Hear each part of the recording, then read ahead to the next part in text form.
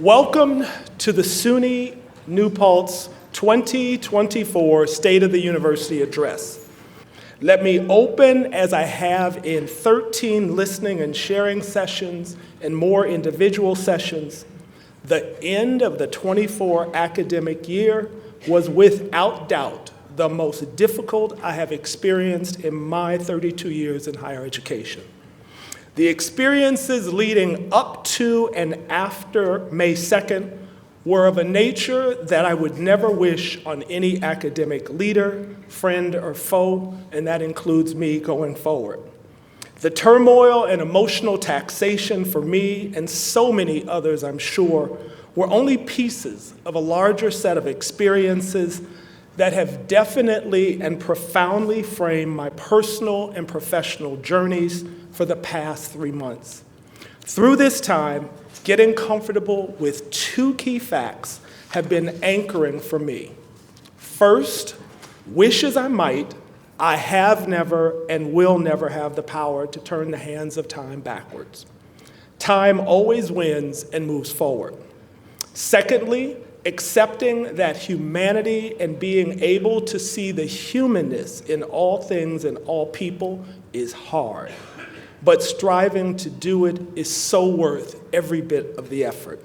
We, SUNY New Paltz, can and should be the solutions we have been waiting for. This is not going to be easy, as we will be challenged every step of the way by internal and external influences that do not have SUNY New Paltz's longevity and best interest as its daily mission. True though this may be, we go beyond our own walls of fear, isolation, cancel culture orientations to embrace the deeper questions, to seek common ground, to make SUNY New Paltz the beacon among public higher education institutions. Now, on to the state of the university.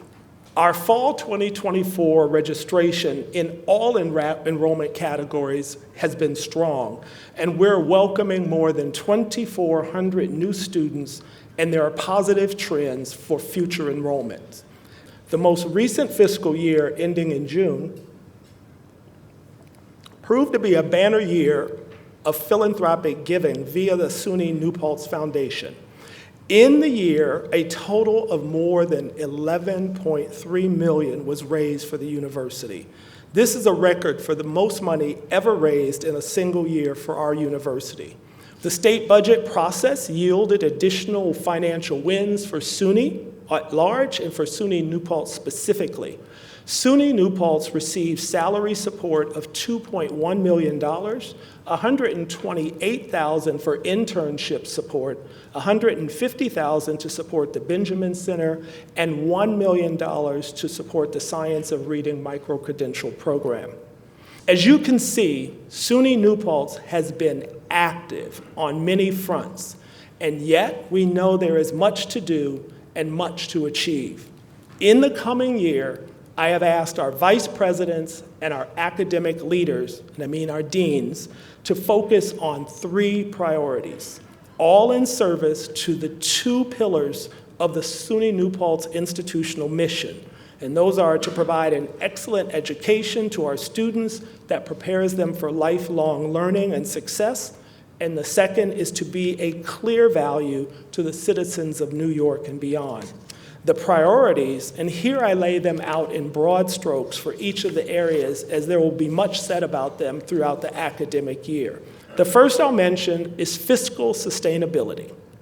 As I described earlier, by 2027, we, SUNY New Paltz, must achieve a balanced budget through either reduction in expenditures, new resource acquisition, or both. The second critical area is culture and climate. As the president, I must lead by example and have committed myself to doing all I can to contribute to this vision for a stronger and healthier campus climate.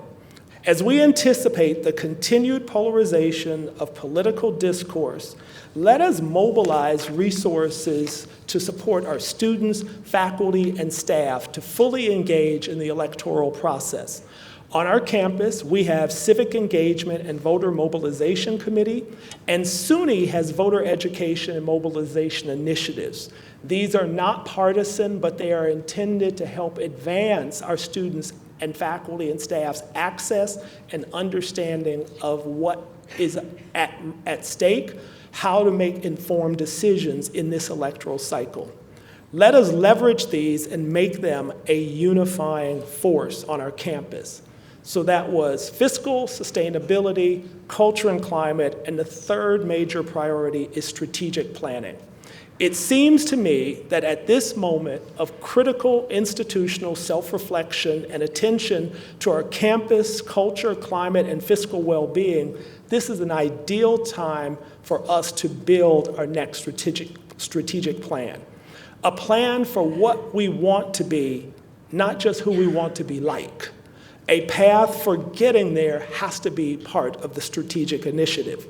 This plan must be a SUNY New Paltz-centric plan for building on our core principles, setting strategic goals that support our programming, fiscal and human resources. Together, as we gather today to officially launch the 2024-25 academic year, let me again restate my sincere desire to work actively with and for the SUNY New Paltz community, its students, its alum, staff, and faculty. My call to action for each of you, I ask that you as my colleagues to join together as we embark on this academic year to assure excellence, to excel, to lead, to learn, and to be open to supporting one another in new ways. Let us not be led off course to see division as the solution, but recognize division for what it is, a tool to keep us from our true collective strength. We can stay focused on the goal of lifting our shared commitments to SUNY New Paltz that brings us together and still manifest, share our unique gifts, talents, and aspirations. I thank you for listening.